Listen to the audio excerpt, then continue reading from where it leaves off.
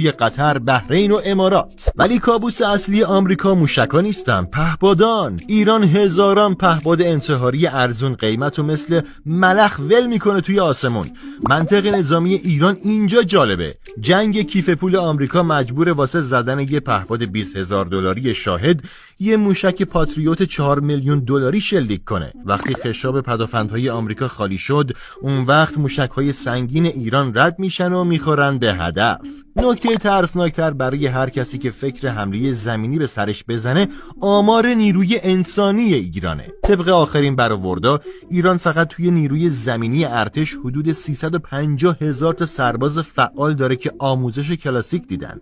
کنار اینا نیروی زمینی سپاه هم هست با حدود 150 تا 200,000 نیروی زبده که متخصص جنگ نامتقارن و چریکی هن. و همینطور نیروی بسیج رو نباید دست کم گرفت. صدها هزار نیروی شبه